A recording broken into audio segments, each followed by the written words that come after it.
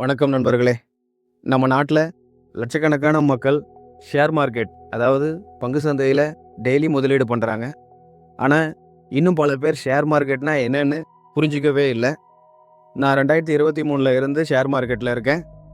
இந்த 3 வருஷத்தில் நான் கற்றுக்கிட்ட எல்லாத்தையும் உங்களுக்கு ஒன்று ஒன்றா சொல்லிக் கொடுக்க போகிறேன்.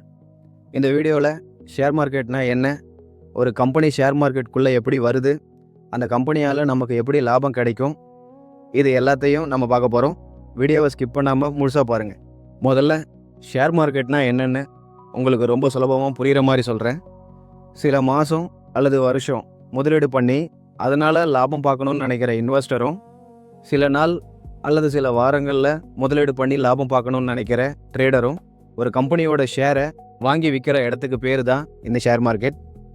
இப்போது இதில் ஒரு கம்பெனி எப்படி உள்ளே வருதுன்னு பார்க்கலாம்.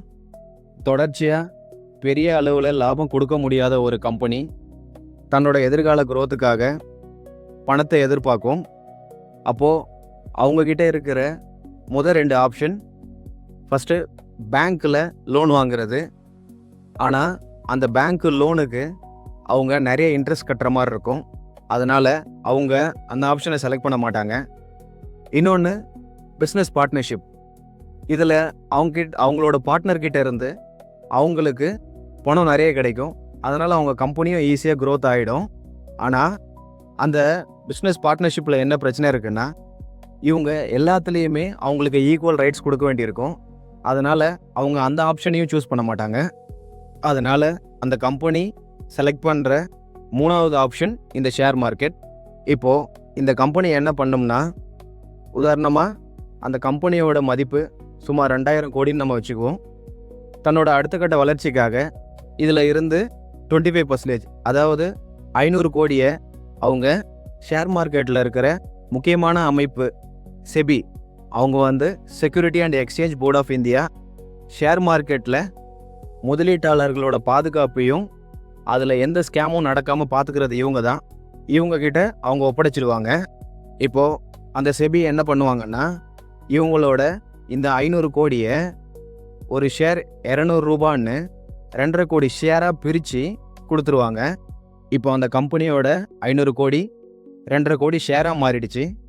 அப்புறம் இந்த செபி என்ன பண்ணுவாங்கன்னா, இந்த மாதிரி ஒரு புது கம்பெனி மார்க்கெட்டுக்குள்ளே வருதுன்னு ஐபிஓ மூலமாக, அப்படின்னா இனிஷியல் பப்ளிக் ஆஃபரிங், ஒரு கம்பெனி தன்னோட ஷேர்ஸை முதல் முறையாக மக்கள் விற்பனைக்கு கொண்டு வருதுன்னு அர்த்தம்.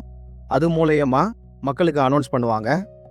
அப்புறம் இந்த செபி என்ன பண்ணுவாங்கன்னா, இந்த கம்பெனி ஷேர்ஸை இந்தியாவோட முக்கியமான பங்கு சந்தையான என்எஸ்சி தேசிய பங்கு சந்தைக்கிட்டையும், அப்புறம் பிஎஸ்சி மும்பை பங்கு சந்தைக்கிட்டையும் ஒப்படைச்சிட்டு போயிடுவாங்க. இவங்க என்ன பண்ணுவாங்கன்னா, அந்த ஐபிஓ மக்கள் எப்போ இருந்து வாங்கலாம் அப்படின்னு சொல்லிட்டு இவங்க தான் அனௌன்ஸ் பண்ணுவாங்க. இப்போது நீங்கள் அந்த ஷேரை 200 ரூபாய்க்கே வாங்கலாம். ஆனால் அவங்க ஃபிக்ஸ் பண்ணுற மினிமம் ஷேர் குவான்டிட்டி தான் உங்களால் வாங்க முடியும். இப்போது அந்த ஐபிஓ லிஸ்ட் ஆகும்போது 220ஆவோ அல்லது 250ஆவோ லிஸ்ட் ஆகும். இதனால் நீங்கள் வாங்கின ஒவ்வொரு ஷேருக்கும் உங்களுக்கு உடனடியாக லாபம் கிடைக்கும். இப்படி தான் உங்கள் முதலீடால் அந்த கம்பெனிக்கு லாபம் கிடைக்குது, அந்த கம்பெனியால் உங்களுக்கு லாபம் கிடைக்கும். இப்போது அடுத்து தொடர்ந்து இந்த ஷேர் மார்க்கெட் ரன் ஆகணும்னா இந்த 2 பேர் ரொம்ப முக்கியம். அதில் ஒருத்தர் ட்ரேடர், இன்னொருத்தர் இன்வெஸ்டர்.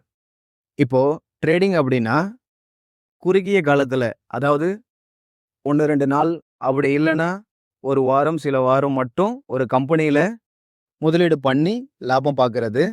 இதில் நீங்கள் சம்பாதிக்கிற பணம் உங்களை போல் இன்னொரு ட்ரேடர் லாஸ் பண்ணுற பணமாக தான் இருக்கும். அதே போல் இதில் உங்களுக்கு ரிஸ்க் ரொம்ப அதிகம். இன்னொன்று இன்வெஸ்டிங் அப்படின்னா நீண்ட காலத்துக்கு ஒரு கம்பெனியில் முதலீடு செஞ்சு அதனால் லாபம் எடுக்கிறது. இதில் அந்த கம்பெனியோட மேலே சில லாபங்கள் உங்களுக்கு போனஸாக கிடைக்க வாய்ப்பு இருக்குது. இதில் ட்ரேடிங்கை விட உங்களுக்கு ரிஸ்க் ரொம்ப கம்மி. இதுதான் ஒரு ஷேர் மார்க்கெட்டோட பேசிக். இந்த வீடியோவில் உங்களுக்கு ஷேர் மார்க்கெட்னா என்ன, ஷேர் மார்க்கெட்டில் ஒரு கம்பெனி எப்படி உள்ளே வருது, அதனால் நமக்கு எப்படி லாபம் கிடைக்கும், ட்ரேடர்னா யார், இன்வெஸ்டர்னா யார், இதை பற்றி பார்த்தோம்.